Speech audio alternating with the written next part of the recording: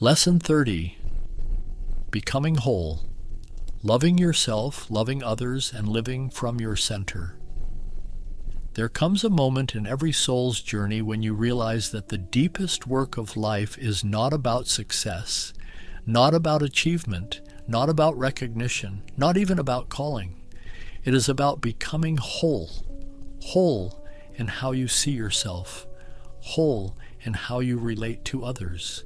Whole in how you move through the world. Whole in how you stand before God. This lesson is about that wholeness, the wholeness that allows you to love yourself without pride, love others without losing yourself, and live from your center without being pulled into reaction. The Church Fathers called this Celestnost Sirca, the heart gathered into one. Modern psychology calls it integration. The desert monks called it simply the undivided soul. 1. Loving yourself with spiritual maturity, not ego, not indulgence, but truth. Most people misunderstand self-love. They think it is self-admiration, self-comfort, self-indulgence. But the Church Fathers taught, love your neighbor as yourself, not more, not less, not instead. Meaning, you cannot love others well if you do not love yourself rightly. Modern psychology agrees healthy self-love is not narcissism. It is self-respect, self-honesty, self-care, self-responsibility. A spiritually mature self-love has 3 qualities. A. Self-love as truthfulness, not flattery, not denial, not self-deception. It is the courage to see yourself clearly, your strengths without pride, your wounds without shame, your limits without fear. The desert monks said, know yourself, and you will know peace. B. Self-love as stewardship. Your life is not your possession. Your life is your stewardship. You care for your body, your mind, your soul, your time, your energy, because they were entrusted to you. Self-love is responsibility, not indulgence. C. Self-love as gentleness. You cannot grow through violence toward yourself.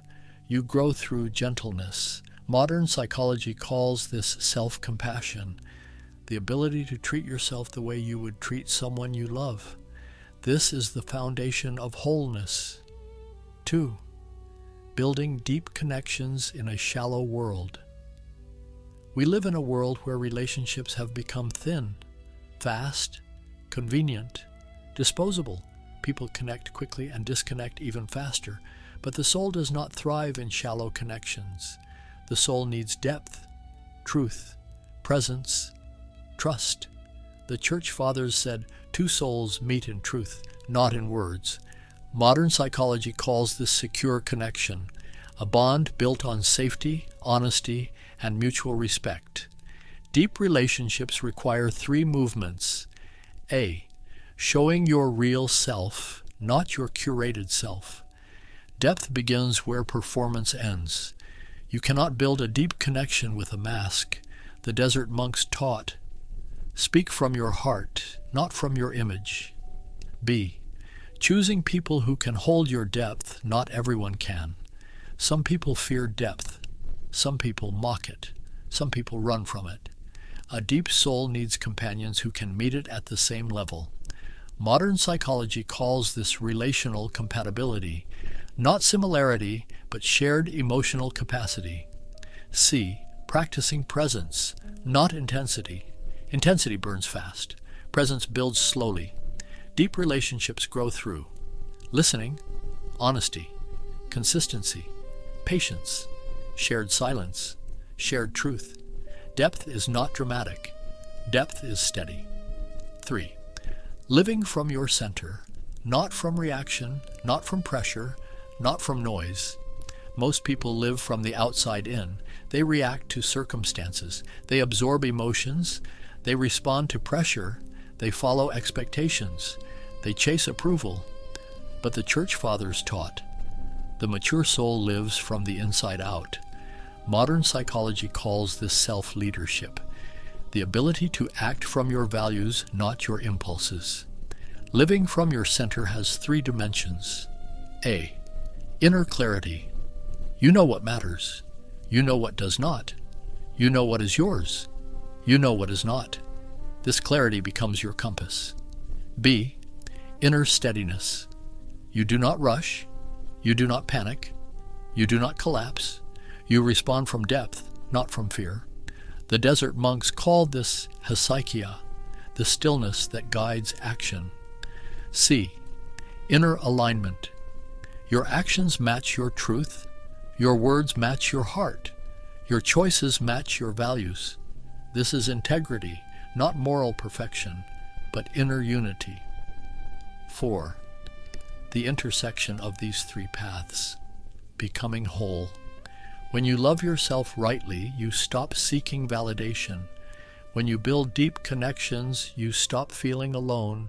When you live from your center, you stop being reactive. These 3 movements create wholeness.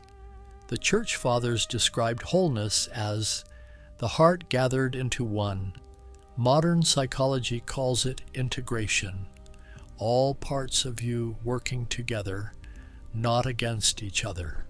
Wholeness feels like clarity instead of confusion, steadiness instead of chaos, depth instead of noise, presence instead of reaction, truth instead of performance, love instead of fear. This is the life you were created for. 5. Prayer as the practice that unites all 3. Prayer is not escape. Prayer is alignment. Prayer gathers the scattered pieces of the soul and brings them back to center. A simple prayer is enough. Lord, make me whole. Lord, gather my heart. Lord, teach me to love rightly. The desert monks prayed this way because they understood. Wholeness is not achieved. Wholeness is received. Prayer is the doorway. 6. A quiet owl closing thought. You were not created to live divided. You were not created to live shallow. You were not created to live reactive. You were created to live whole, to love yourself with truth, to love others with depth, to live from your center with clarity. And when you begin to live this way, quietly, steadily, faithfully, your life becomes something rare, a life that is deep in a shallow world, a life that is centered in a chaotic world, a life that is loving in a fearful world, a life that is whole in a broken world, a life that reflects the God who made you. Thank you for spending this quiet moment with me. If this lesson brought you peace, consider sharing it with someone who may need it. Until next time, stay gentle with your soul.